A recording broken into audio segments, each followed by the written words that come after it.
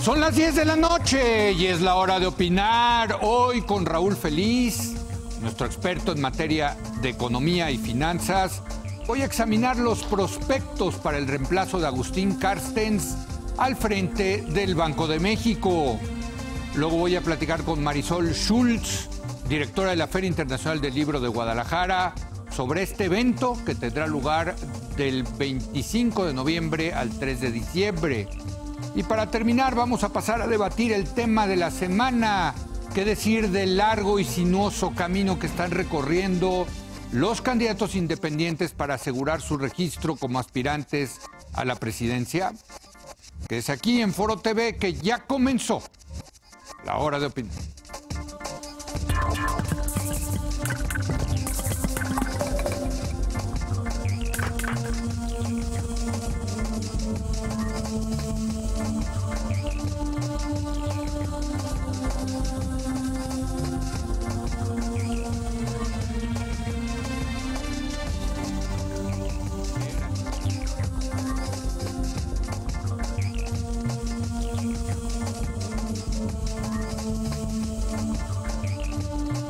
Muy buenas noches. A 2 semanas de que el gobernador del Banco de México, Agustín Carstens, deje el cargo, el nombramiento de su sucesor está causando polémica.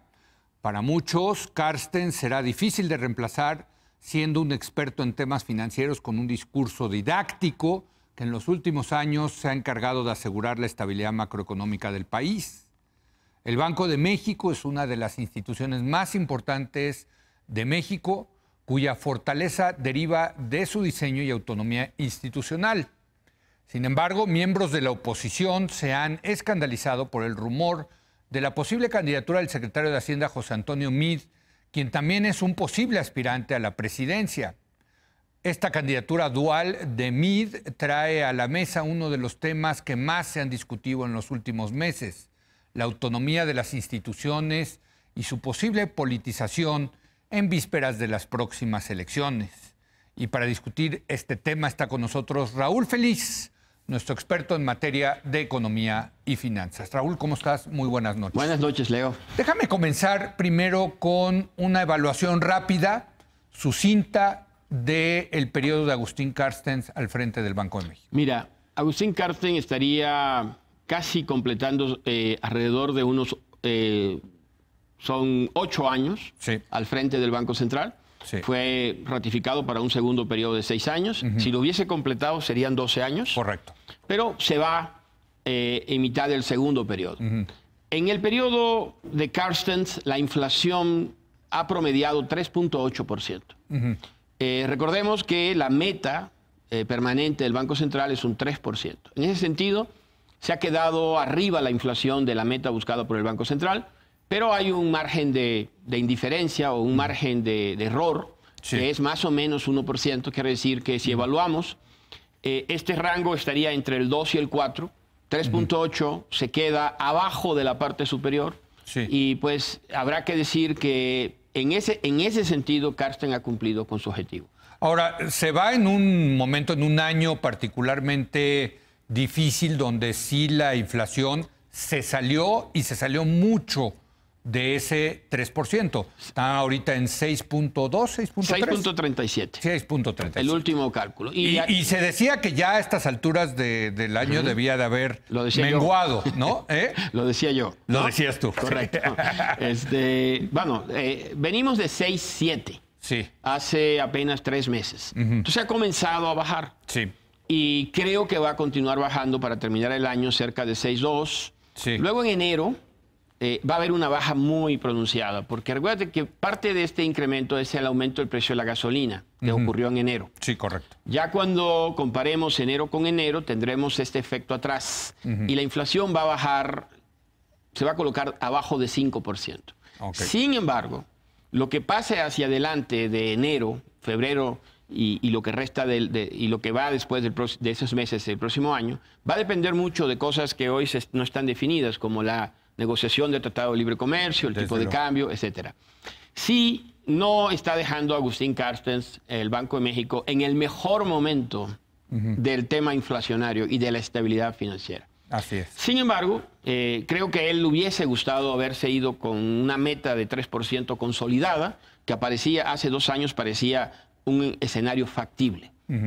Circunstancias que están, hay que decirlo, no atribuibles al Banco Central. Gran parte de este movimiento de la inflación es debido a un ajuste cambiario del valor del dólar, ajuste de algunos precios relativos que tuvieron que hacer, como el precio de las gasolinas, y que el Banco de México ha tenido que administrar. O sea, no podemos, yo por lo menos no creo que se le pueda decir que esto es una culpa o una falta de la administración de Agustín Carstens en el Banco Central. Pero no es el mejor escenario, dejar la inflación a 6,37, 6,20 y tantos, y con riesgos, como lo dijeron los propios miembros de la Junta de Gobierno la semana pasada, de que pueda subir todavía más si el escenario macroeconómico de México hacia adelante se complica. Yo tengo que decir que para mí la salida de Carstens en este momento, más allá de la coyuntura, de la inflación, a mí no me gustó, la critiqué en su momento. Yo he sido realmente un tipo que, o sea, yo he admirado la carrera de Agustín Carstens, creo que ha sido un funcionario de primera para el Estado mexicano, en donde ha pasado, pero no me gustó que se fuera. No me gustó sobre todo por el momento, porque ahorita necesitamos ese factor de estabilidad tomando en cuenta la renegociación del Tratado de Libre Comercio y las elecciones que tenemos en puerta.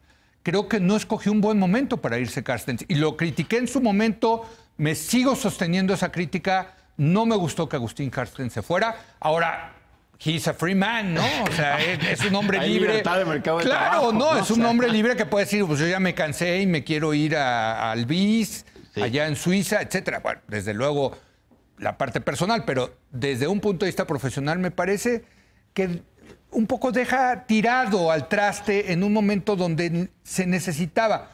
Porque mucho habla de las instituciones, pero en este caso creo que el hombre era importante para las instituciones. Es importante, sí. Yo coincido contigo. Yo también tengo el mismo parecer, pero hay que reconocer, pues hay libertad de trabajo, libertad de contratación, ¿no? Sí, entonces, totalmente. De hecho, hay que decir que ha tenido muy buena voluntad, porque ha pospuesto el momento de su retiro. Sí, se iba a ir en junio. En junio el presidente le pidió que se quedara, ¿no? Ahora, el tema de las instituciones es importante. Sí. Los bancos centrales, y el Banco de México no es una excepción, se manejan a través de una junta de gobierno. Sí. Entonces, si bien Carstens tiene características especiales, un buen comunicador, mucha experiencia, se formó dentro del Banco de México, pues la junta de gobierno está compuesta por 5 miembros. Correcto. Y además... Todos muy profesionales, hay que decirlo. Y además, son gente de primera. Además hay que decir que la Junta de Gobierno está soportada por el staff, por el equipo técnico del Banco Central, que es de primer nivel. De primer nivel. Entonces, sí es importante, se va a notar la ausencia de Agustín Carstens, pero no es irreemplazable. Yo creo que la Junta de Gobierno puede hacer un buen trabajo hacia adelante con otro gobernador, que es lo que yo creo que el presidente no debe tardarse ya en designarlo. Para mi gusto se ha tardado demasiado. Bueno, porque esto se ha atado a la sucesión presidencial, ¿no? Desde luego el tema es que uno de los posibles candidatos es José Antonio Meade. Entonces, si anunciaran ahorita que no es José Antonio Meade el gobernador del Banco de México, pues ya estarían anunciando que es el candidato de presidente, ¿no? Y viceversa, o sea, si anunciaran que José Antonio Meade es el candidato al Banco de México, pues estarían anunciando que no va a ser Meade candidato a presidente, sino otro, ¿no? Entonces se ha complicado muchísimo. Pero fíjate lo interesante. La semana pasada el presidente Trump designó a quien va a ser el sucesor de Janet Yellen. Sí. Pero Janet Yellen tiene trabajo hasta finales de febrero. Sí. Y ya se designó al sucesor y el Congreso lo estará ratificando posiblemente a finales de este mes. Nosotros estamos a 2 semanas. Sí, que se vaya. Y no sabemos todavía quién va a ser el gobernador del banco. Pero se puede ir si se queda interinamente el más senior de los de la Junta de Gobierno, que creo que es... del Cueto. Y del Cueto, correcto. Roberto del Cueto. Roberto exactamente. Del Cueto. ¿no? Sí, la ley... O sea, y no pasaría nada, digamos, si se queda 1 mes, 2 meses acéfalo el banco. ¿Tú crees que...? No creo... No es el mejor mensaje. No pasa nada grave, pero no es lo correcto. Sí, no es el mejor. Las formas son muy importantes. Sí, así es. Y yo creo que, mira, el secretario de Hacienda, José Antonio Meade, si fuera el gobernador del banco, sería un precedente, porque lo fue también el doctor Ortiz, Sí. y también Carstens. Carstens. Entonces son dos secretarios de Hacienda, que los dos han hecho buen trabajo, yo quería decir, ¿no? Entonces sería el tercer secretario de Hacienda, que yo creo que eso le da un buen entrenamiento para ser gobernador del banco, el ser secretario de Hacienda.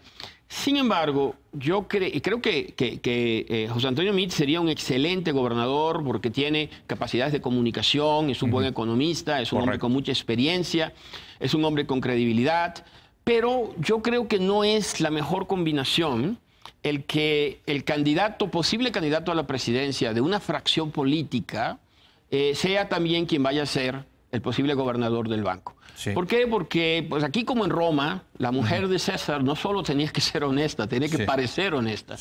Y aunque los miembros de la Junta de Gobierno tienen preferencias políticas como todos nosotros, es muy importante que sean percibidos como neutrales, por lo menos en la disputa política. No, pues tienes toda la razón, porque digamos, si queda José Antonio Meade y gana López Obrador, pues... Imagínate lo que va a decir López Obrador cuando le suba la tasa a José Antonio Meade. Porque fuera necesario. Exacto, como a ver, es necesario, pues va a decir, son los priistas que me quieren... Desafortunadamente, esa sería la interpretación. Y si gana un candidato priista y José Antonio Meade es el candidato y no sube la tasa en un momento que necesita, se dirá que es porque pues, forma parte del grupo de gobierno. Ahora, yo, insisto, creo que tienes toda la razón. José Antonio Meade creo que sería un buen candidato, pero sí esta parte se politizó una cosa que no había pasado, eso en el pasado, ¿no? Correcto. Eso no había... el doctor Ortiz alguna vez en la época del presidente Cedillo tuvo aspiraciones, pero los candados lo alejaron de esa posibilidad. Exacto. Y esta vez se quitaron un candado, por cierto. Sí, exacto. Para que en el PRI dices. Exactamente. ¿No? Así es. Entonces, bueno, a ver, si no es José Antonio Meade, se habla, se barajean varios nombres. ¿Sabes por qué tú dices que José Antonio Meade va a ser el candidato presidencial? Bueno, yo creo que es uno de los finalistas. O sea, yo tú sí dijiste al pienso principio que si no era él es porque era el candidato presidencial. Exacto. Si no es José Antonio Meade, yo coincido contigo. ¿Estás de acuerdo? Es porque va a ser candidato presidencial del PRI. De acuerdo. Entonces, ya se va Meade como candidato presidencial del PRI. ¿Quién sería? ¿Quién sería? Se habla de Alejandro Díaz de León. Bueno, él es subgobernador. Fue nombrado hace unos cuantos meses. Él tiene una larga carrera en el Banco de México. Él fue funcionario del banco en el área de investigación económica. Vamos a decir que dentro del banco es un especialista en la parte financiera. Recientemente estuvo desempeñándose como jefe de la unidad de crédito público, que es la unidad técnica del banco, de la Ministerio de Hacienda, encargada de financiar al gobierno. Es un técnico bien reconocido, con muy buena reputación, y que creo que conoce al banco porque ahí se formó y está regresando al banco desde el gobierno central. Creo que lo puede conducir perfectamente. ¿Por qué ese el problema tal vez es que no tiene la exposición, las tablas, el conocimiento público que tiene Agustín Carstens, que eso solo se logra pues con la cantidad de años que tiene Carstens desde muy joven trabajando en el sector público y en posiciones importantes. Por cierto, otra de las cosas que deja Agustín Carstens es una red internacional impresionante de contactos. Que bueno, el gobernador del banco podría usar esos contactos de Agustín Carstens ahora que ocupe un puesto importante en el BIS, que es no un banco muy poderoso en el entorno internacional, pero sí es el banco que coordina los esfuerzos de los bancos centrales del mundo. Ahora, ¿por qué Alejandro Díaz de León, que es subgobernador, es el subgobernador más junior, ¿no? más que acaba de entrar a la Junta, y no otro subgobernador? ¿Qué lo hace diferente? Digo, sé que tiene una buena relación con Videgaray, por ejemplo, y ya sabemos el gran ascendente que tiene Luis Videgaray sobre el presidente Peña Nieto. ¿Es por eso? Bueno, también... Bueno, le estoy preguntando a un economista sobre grilla. ¡Qué barbaridad! Raúl. Me pones incómodo. Aparte, tú los conoces a todos. Yo te diría que juega ese papel que tú mencionas, pero tal vez juega más, que es muy amigo de José Antonio Meade. Fue compañero, bueno, estudiaron un poquito diferente, pero lo estudiaron en la misma universidad en Estados Unidos. Los dos son egresados de Yale.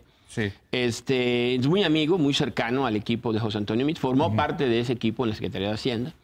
Y creo que eso crea una buena relación de contacto con el equipo actual del gobierno, porque pues las influencias de José Antonio Meade van mucho más allá de la Secretaría de Hacienda. También forma parte del equipo de Luis Videgaray. Es un grupo que fueron más o menos contemporáneos en la misma generación en el ITAM y que se mantienen en contacto muy cercano. Entonces yo diría que lo señalariza dentro de los otros miembros de la Junta, aún siendo el más joven, es la cercanía con el actual grupo de toma de decisiones políticas. O sea, es un tema político. Correcto.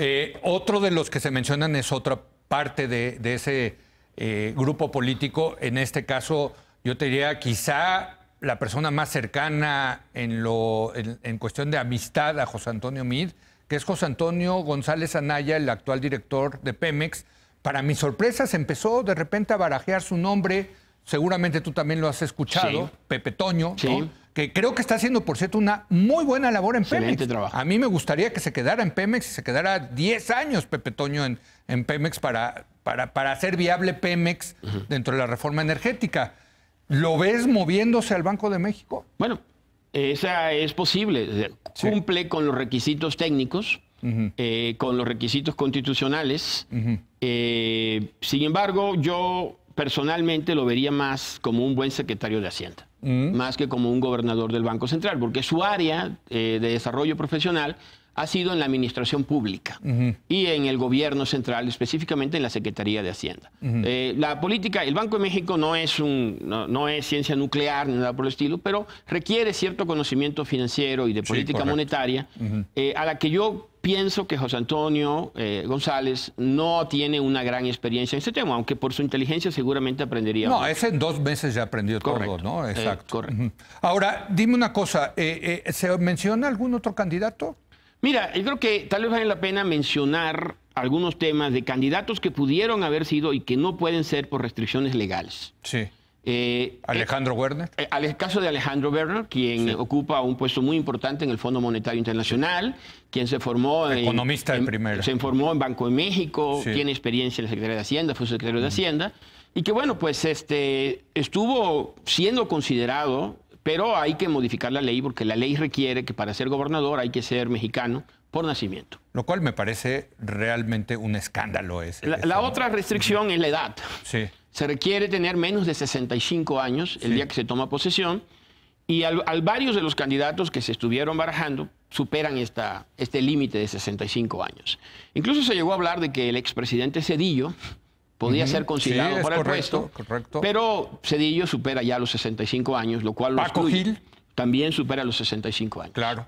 Entonces, que fue su gobernador en su momento. Yo creo que hacia adelante hay que revisar esas 2 restricciones. Solo les recuerdo que el gobernador del Banco de Inglaterra, uno de los bancos más antiguos de la historia, no es ciudadano británico, sino canadiense. Así es. Bueno, y el que fue gobernador del Banco de Israel, Stanley Fischer, era estadounidense y luego se fue a la Reserva Federal. Correcto. ¿No? A trabajar.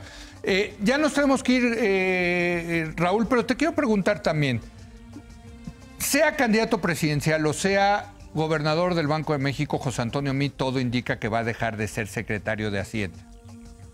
¿Qué se escucha allí para...? Digo, es para quedarse a cerrar la tiendita, ¿me entiendes? ¿Quién iría a la Secretaría de Hacienda? ¿Quién iría a la Secretaría de Hacienda? Bueno, mira, yo creo que podría ir José Antonio González, de Pemex. No iría lo moverían, fíjate. No iría a Banco de México, sino a la Secretaría de Hacienda. Sí.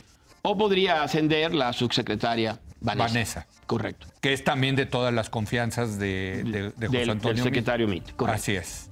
Bueno, pues... Hay otros candidatos que no mencionamos, pero... ¿De qué? Bueno, por ejemplo, Miguel Meshmacher, no quiero no mencionarlo, está en la Secretaría... ¿Para Banco de México. Para Banco de México. Ok. A ver, dinos rápido entonces. Miguel Meshmacher, que está en la Secretaría de Hacienda como su secretario de Ingresos, también se formó en Banco de México y podría regresar a Banco de México a una posición como subgobernador o como gobernador.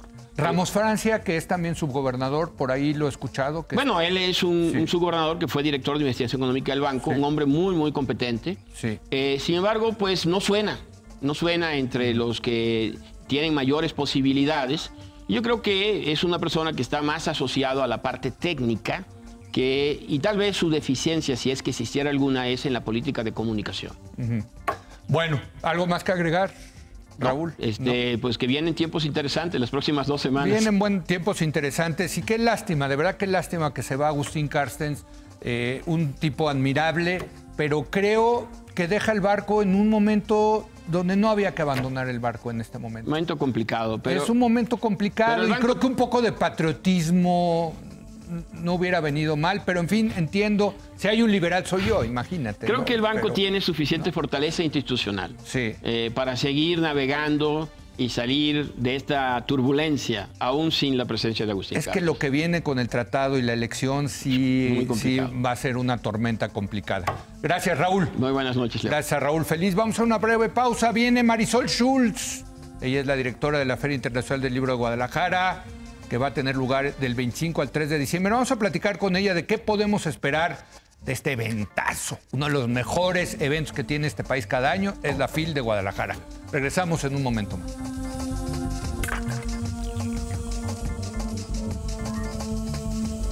El próximo 25 de noviembre iniciará la Feria Internacional del Libro en Guadalajara. Fundada hace más de 3 décadas por la Universidad de Guadalajara, la FIL se ha consagrado como la reunión editorial más importante de Iberoamérica y uno de los festivales culturales más anticipados. El programa de este año cuenta con más de 700 autores de 41 diferentes países, aunados a varias figuras editoriales y culturales, entre las que figuran Emmanuel Carrer, Fernando Sabater, Arturo Pérez Reverte e incluso Paul Auster, uno de los narradores anglófonos más reconocidos de nuestra generación. Aunado a esto, el festejo literario de este año contará con una serie de homenajes y premios, además de que girará en torno a la ciudad de Madrid, invitada de honor con un ciclo de cine y diferentes espectáculos. Se espera que al evento acudan más de 800,000 visitantes durante los 9 días de actividades, quienes tendrán a su disposición alrededor de 400,000 títulos y centenares de novedades literarias. Para comentar las novedades de este año está con nosotros la directora de la FIL de Guadalajara. Siempre es un gusto recibir a Marisol Schultz. Marisol, bienvenida, ¿cómo Leo, estás? Muchas gracias, encantada. Te veo tranquila, ya lista, bueno, ¿no? Estamos con los nervios por dentro, ¿verdad? Con la emoción de lo que viene, pero ya efectivamente tenemos todo listo para recibir a estas 800,000 personas que nos visitan cada año. Bueno, una de esas 800,000 personas soy yo, que me he vuelto fan de la FIL, porque es qué eventazo, Marisol. La verdad es una cosa impresionante lo que ha logrado. Se dice fácil, pero tenemos la feria del libro más importante de toda Iberoamérica. Sí. España, toda América Latina, la más importante es la FIL de Guadalajara. Así es, la más importante de nuestro idioma y bueno, pues realmente eso sí es el fruto de muchos años de trabajo. Así es. Ahora, Madrid. Sí. ¿Por qué Madrid? Cuéntame. Pues Madrid como como invitado especial, invitado ¿no? especial, porque Madrid, bueno, por Madrid ha pasado una gran tradición literaria. Justamente quienes hablamos español le debemos mucho a la literatura que ha pasado por Madrid. Madrid como una historia cultural con la que nos sentimos muy ligados los mexicanos.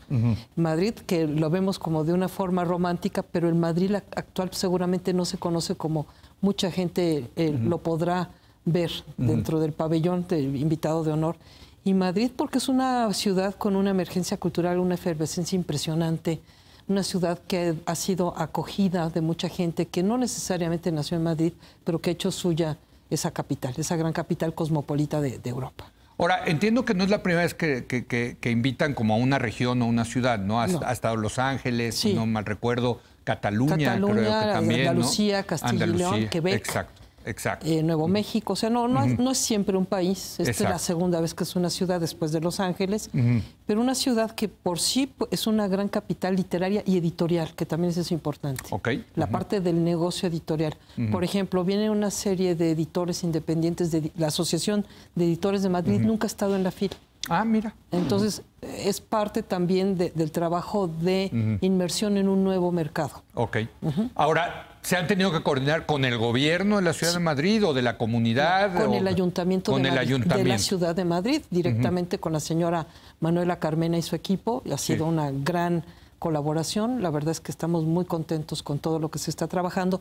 Todo el programa de Madrid, la curaduría es de ellos, ¿no? Obviamente nosotros podemos sugerir, pero los responsables de la curaduría final es justamente el Ayuntamiento de Madrid. ¿Y van a tener su pabellón ahí en la entrada como todos los años? Que además es un pabellón con una apuesta arquitectónica de diseño y de creatividad que va a dar mucho de qué hablar, vas a ver que sí, porque ellos manejaron el emblema, bueno, el eslogan de ganarás la luz, a partir de un poema de León Felipe. Y entonces el arquitecto toma esto de ganarás la luz y propone un juego de claroscuros, de luz y de oscuridad dentro del pabellón. Ahora, alrededor de la feria, pues hay muchos eventos.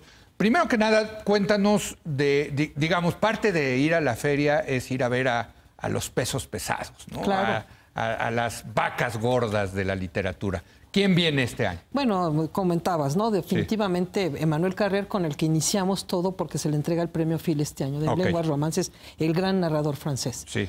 Al día siguiente, el día 26, abre el Salón Literario, Carlos Fuentes se llama el Salón Literario, nada más y nada menos que el señor Paul Auster, que era una ausencia para nosotros. Habíamos estado con esta idea de que viniera. ¿Nunca había venido Paul Auster? No, nunca había estado en la feria. Viene a abrir el Salón Literario y a presentar su novela más reciente, la de 4321.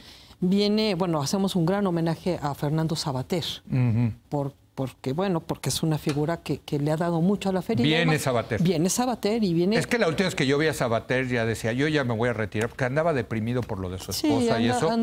Pero qué bueno que lo traigan para reanimarlo al buen Fernando. Anda bajo de ánimo, se va a encontrar con 1000 jóvenes, esta dinámica de 1000 jóvenes y esto va a ser con Savater.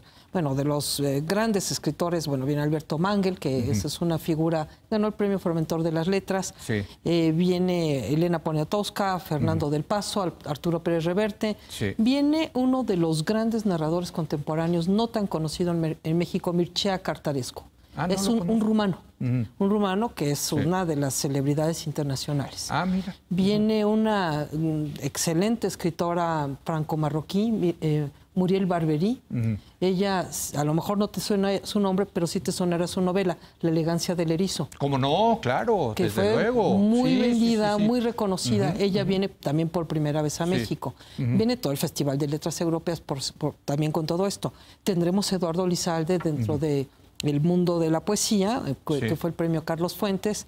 Viene Almudena Grandes, parte de la Delegación de Madrid. Hoy se dio a conocer que Rosa Montero es Premio Nacional de Letras en España y ella estaba programada para venir. Ha venido muchas veces a la FIL. Sí, yo la he entrevistado en la FIL, claro. Y viene como parte de la Delegación de Madrid. Como parte de la Delegación de Madrid también viene Ray Loriga, que fue Premio Alfaguara este año. Así es. Viene, bueno, Pérez Reverte, que no es de la Delegación de Madrid, pero también. No, y le encanta venir a Arturo, es parte, es una persona... No, le encanta, aparte es adorable, entrañable, Arturo Pérez Reverte. Claro que la verdad. Por ejemplo, viene otro, dentro de la Delegación de Madrid, eso es la parte interesante, Marwan, un poeta sirio, que vive en Madrid y ha hecho de Madrid también su ciudad. Entonces, es este tema de quien no nació en Madrid, pero vive en Madrid de pocos años o de muchos años, ya es madrileño. Y a mí me encanta porque yo soy fan de Madrid, ¿no? A mí me parece Madrid una...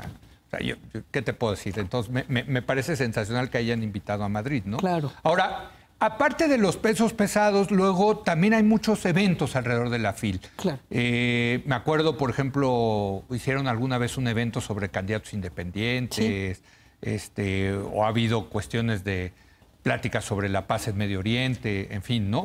¿Qué va a haber este año? Mira, este año es impresionante. Tenemos 107 foros y encuentros de toda índole. O sea, cuando hablamos de la numeralia en 9 días, entonces, bueno, hay uno, por ejemplo, Pensar México, precisamente. Un foro alrededor de qué dicen los actores políticos del México actual sobre los retos, los desafíos inmediatos, ¿no? ¿Es este libro que coordinó Héctor Aguilar Camín? A partir del libro de Héctor Aguilar Camín. Exacto. Exactamente. También eso va a estar presente, por supuesto, el propio Héctor. Va a haber una conferencia magistral, por cierto, de Enrique Krause alrededor del tema de Mariano Otero, porque se va a celebrar el bicentenario de Mariano Otero. Esto en coordinación con la Suprema Corte de la Nación. Es otro de los magnos eventos. Y por cierto, cumple Enrique Krause 70 años. Exactamente.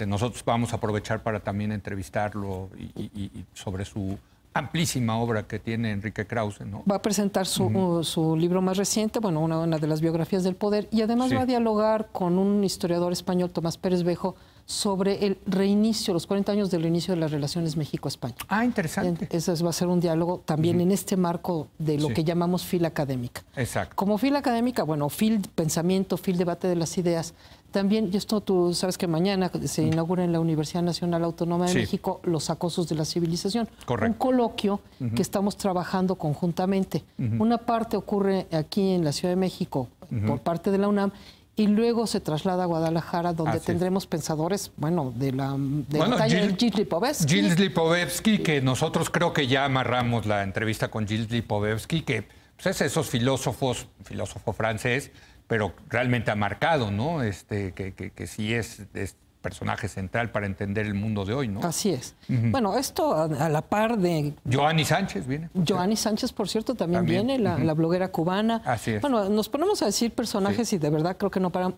Vamos a hacer un homenaje a Giovanni Sartori, que falleció este año. Bueno, mi maestro. El queridísimo Giovanni Sartori, digo, yo fui su editora, además también lo adoré. Entonces creo que tenemos todos esta conexión. Un seductor natural, el profe Sartori. Va a estar uno de sus alumnos, Jorge Islas, que tú lo conoces. Jorge Islas es el que lo estaba coordinando, de hecho me invitó a mí a participar, yo ya no pude por cuestión de tiempo, pero efectivamente están pues varios de sus exalumnos, ¿no? Chucho Silva Herzog, Javier Tello creo que también está metido en eso, ¿no? Silva Herzog estará también en todo este trabajo, tanto del coloquio como en otro que se llama De Muro a Muro. No, bueno, de los acosos de la civilización. Te insisto, ¿no? Son 107 foros y encuentros de toda índole. La FIL también es ciencia, tenemos el programa de divulgación científica. En este programa, y mucho también de acuerdo con los jóvenes, estará, por ejemplo, Pepe Gordon hablando de la divulgación científica y la relación entre poesía y ciencia. En el caso de la FIL también es ciencia. Este año vamos a analizar concretamente la relación cine con ciencia y vamos a, bueno, hay una serie de actividades alrededor de esta temática. ¿Qué más te puedo decir? No, yo te quiero preguntar de Manuel Carrer, que la decisión de nombrarlo a él premio Phil, que en su momento fue el Rulfo, y bueno, pues se hizo todo un relajo, que si era el Rulfo, el Phil, etcétera. Cuéntame de esta decisión, ¿cómo fue?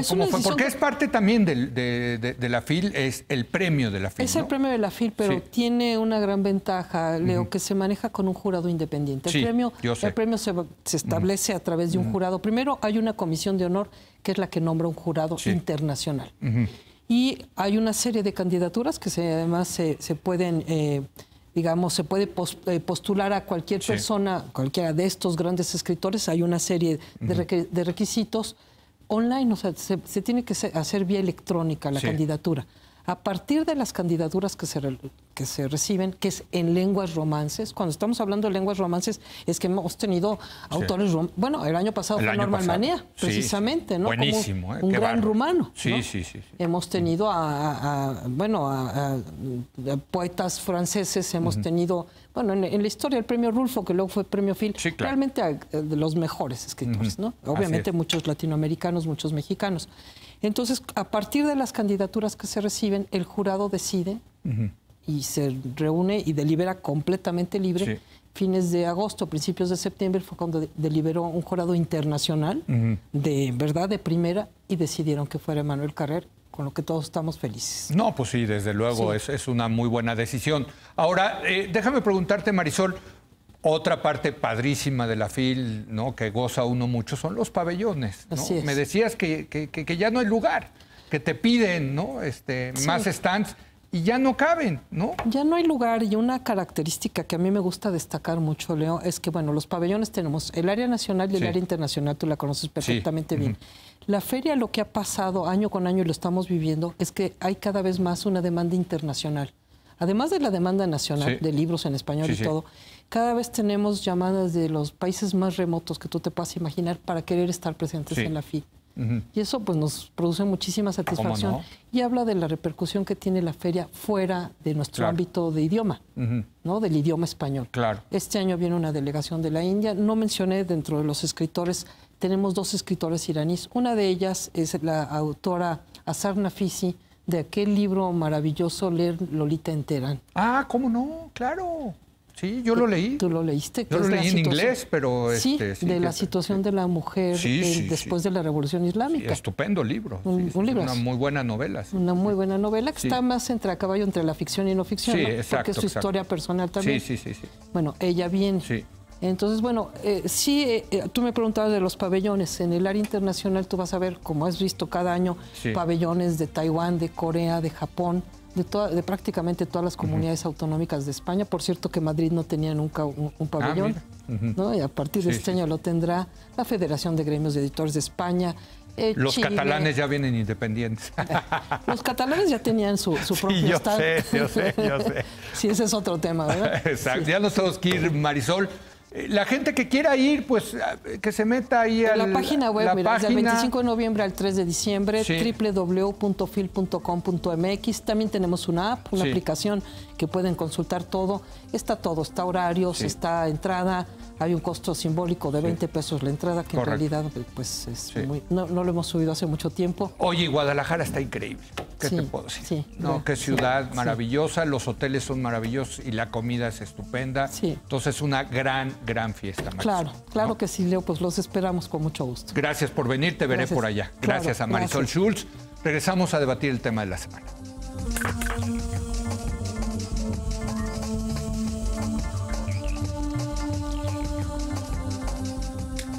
Bueno, estamos de regreso, pasamos a nuestro tema de la semana, qué decir del largo camino cuesta arriba que están enfrentando los candidatos independientes para asegurar su registro como aspirantes a la presidencia de la República. Para discutir este tema está como todos los martes Andrés Antonius. Andrés, buenas noches, Leo. Buenas noches.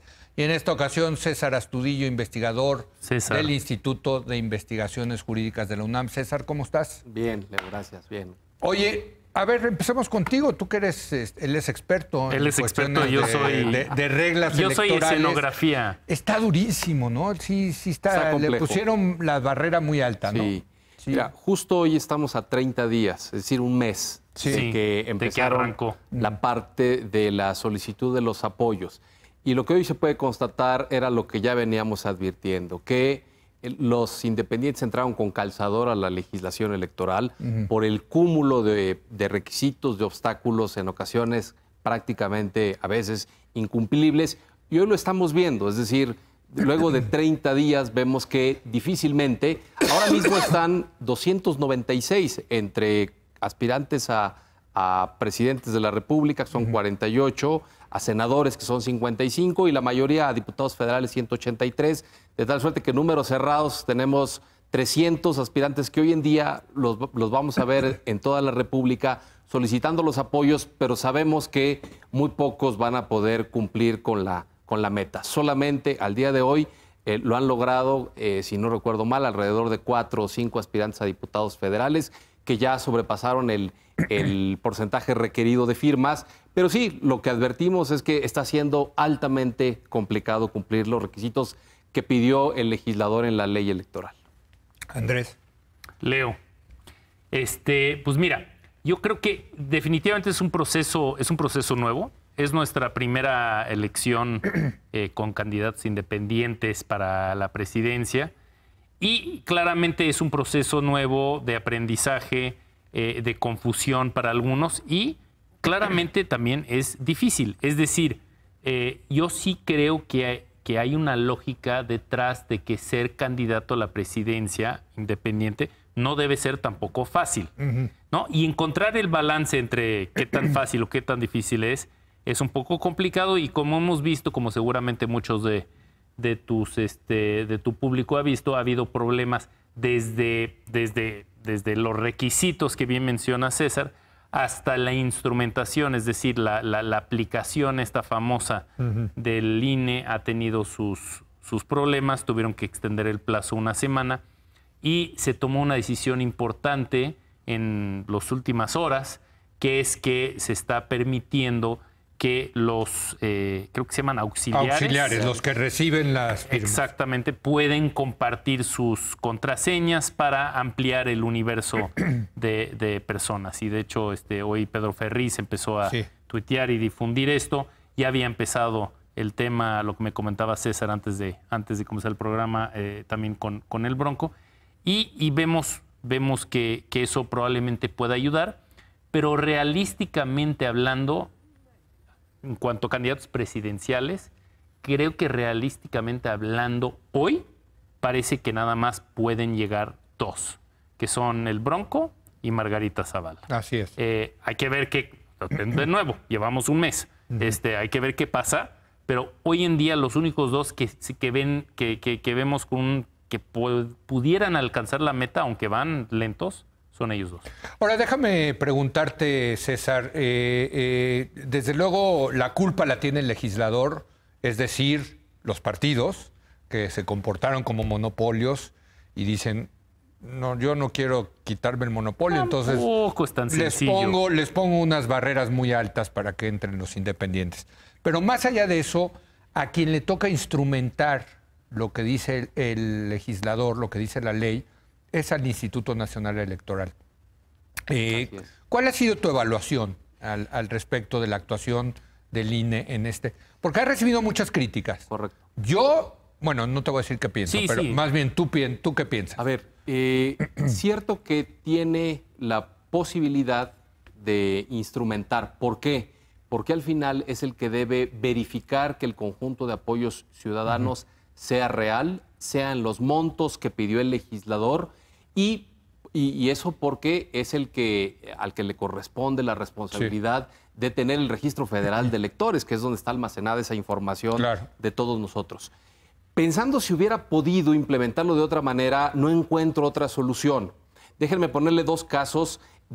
Los independientes arrancaron en 2012 y hasta 2014 la legislación los extendió a todo el país. Entonces, entre 2012 y 2014 hay dos experiencias, Zacatecas y Quintana Roo. Zacatecas pedía que cada apoyo a favor de un independiente lo validara un notario público, es decir, que hubiera un notario público revisando la credencial, viendo que la copia fuera la misma y después mandar la caja al órgano electoral.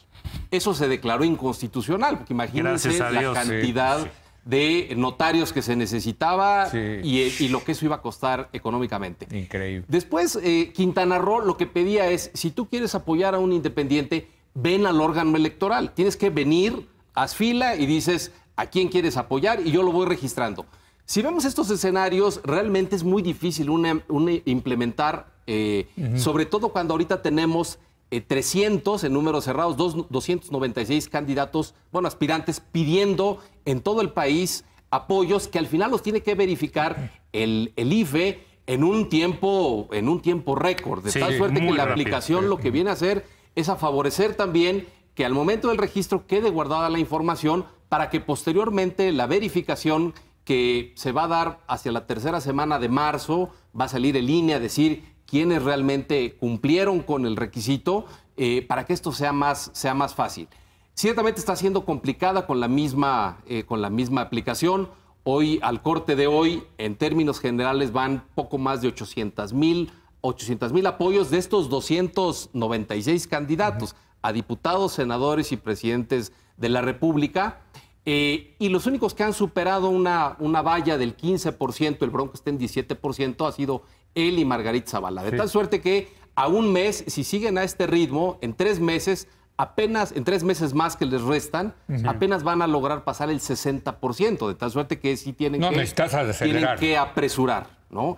Y el INE ha ido abriendo lo que se acaba de comentar. Se vio que el Bronco, uno de quien le está recolectando las firmas, llegó a utilizar un número de teléfonos. Ayer lo mencionaban, 60 muy amplio, 60. Entonces, lo que ha hecho el INE es justamente flexibilizar, porque en su lineamiento sí estaba que uno de estos recolectores de apoyos pudiera nada más utilizar un dispositivo. Ahora lo abrió y dijo, a ver, uno puede utilizar muchos dispositivos para ayudarse y tratar de hacer que esto sea mucho más fácil. Estamos en ese proceso, pero los aspirantes deben de meterle velocidad. Sí, pero aplaudo esa decisión del INE. O sea, yo creo que fue... Yo también. Porque no es una decisión que al usar más aparatos se presta fraude o algo así. Sí, porque los criterios siguen siendo los mismos. Simplemente puede haber más formas de recolectar firmas. Entonces, el INE, todos están en un periodo de aprendizaje aquí. Sí. Y yo creo que el INE, esta decisión fue una decisión muy buena, que va a permitir una mayor celeridad en la recolección de las firmas. Sí tiene que haber criterios básicos, obviamente. Y creo que el sistema, entiendo que estás un poco, bueno, no un poco, muy disatisfecho con el sistema. ¿De qué? Que sientes que este tema de los independientes está, un poco tu postura ha sido que está diseñado para fallar. No, bueno, yo creo que en el caso creo que no es el... A ver, es que cuando te dices tú tienes que conseguir 866,000 firmas en 17 estados de la República, que tampoco es un tema menor, y ves que para formar un partido político te requieren 230,000 firmas, pues dices, claramente les cargaron la mano, ¿no? A los independientes. Para la candidatura presidencial, ¿eh? Sí, no estoy hablando para las de senador y diputado. Donde creo que está el error, tienes toda la razón, donde creo que está el error es el criterio para partidos, no el criterio para independientes. Es decir, creo que el criterio para independientes no está tan mal. Y si lo comparamos con otros países, entonces hay que no está subir tan mal. El de creo que partidos. el criterio de 200 y tantas mil firmas para partidos, eso creo que sí es un poco absurdo. Yo digo, lo que está mal es las reglas. Absurdo, muy absurdo. Pero lo que a mí sí me parece que ha funcionado bien es el INE. El INE es una burocracia, hay que decirlo. Es una institución, una organización burocrática y no se ha comportado como una burocracia. Creo que eso es importante decirlo. Ha sido sensible a las demandas de los posibles candidatos. Ha sido creativo con esta cuestión de la app, porque también un burócrata puede acabar haciéndote que, oiga, tráigame al notario, ¿no? Claro. Y lo hemos platicado. El INE muchas veces lo criticamos, ¿sí? Pero el INE, cuando le das a un cocinero una receta hipercomplicada y le dices, tienes que aplicar esta receta, y después no sale el platillo, no necesariamente es culpa del cocinero. Claro.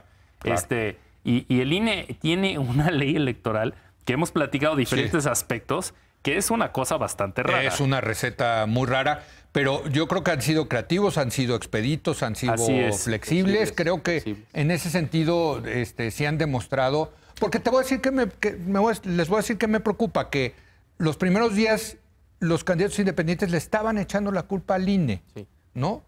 Y ahora si vemos el margen de apoyos, vemos que lo que realmente están haciendo, déjame decirlo de esta manera, es curarse en salud. Ven que difícilmente van a lograr incluso un apoyo significativo, ni siquiera decir van a poder superar la barrera de las 866,000 firmas. Yo creo que muchos de ellos no van a pasar ni de las 100,000. Y entonces, ¿qué es lo más fácil? Pero eso ya es deporte nacional también en este país, culpar al árbitro. Escupir para arriba. Es un problema del INE que no favoreció, pero no está ahí el problema central. Yo también coincido. O sea, y en ese sentido, aquí la verdad hay que hacer un análisis más objetivo y decir que el INE en esta ocasión me parece que está haciendo bien su chamba, Andrés, ¿no? Completamente de acuerdo. ¿Sí estamos de acuerdo en eso? Estamos de acuerdo. Bueno, ahora la otra parte, bueno, ya me queda un minuto, entonces mejor más bien conclusiones. César, que es nuestro invitado, que no viene tan seguido que yo. Yo creo que a un mes tenemos un corte muy importante en donde vemos ciertamente que a partir de las reglas iniciales se han ido flexibilizando cuando ha habido ocasión. Está el tema también de la flexibilización para la candidatura indígena, en donde ahí sí se permitió recoger firmas en papel, porque son de los municipios con alto grado de marginación y poca influencia o penetración de la tecnología. Entonces, vamos viendo que se va avanzando, pero lo que tenemos que ver es justamente que el cúmulo de reglas finalmente obstaculiza. Lo que tendremos que ver después es, por ejemplo, ahorita va apuntando el Bronco, pero lo que tendremos que ver es si realmente sus apoyos o en qué medida están viniendo sus apoyos de Nuevo León y en qué medida tiene apoyos en Campeche, en Quintana Roo, en Chiapas. Eso lo va a hacer después. Necesita 17 estados y uno podría suponer que su mayor apoyo puede estar en Nuevo León. Pero también es significativo otro dato. Los dos punteros son aquellos que han tenido un paso también por partidos políticos y un paso muy reciente, de tal suerte que se acompañan de una estructura que les apoya. Y los que no han estado son los que vienen más atrás, incluso, ¿no? Entonces, hay muchos aprendizajes, pero yo creo que podremos hacer otro corte en un mes más para ver a la mitad del tiempo, ya con 60 días, si realmente le vamos a ver viabilidad a uno o a dos. Yo ahorita le veo poca viabilidad a alguno siquiera. Otra vez, para aplaudirle a Línea, ha sido muy transparente en la información que cada día la reporta, la refresca.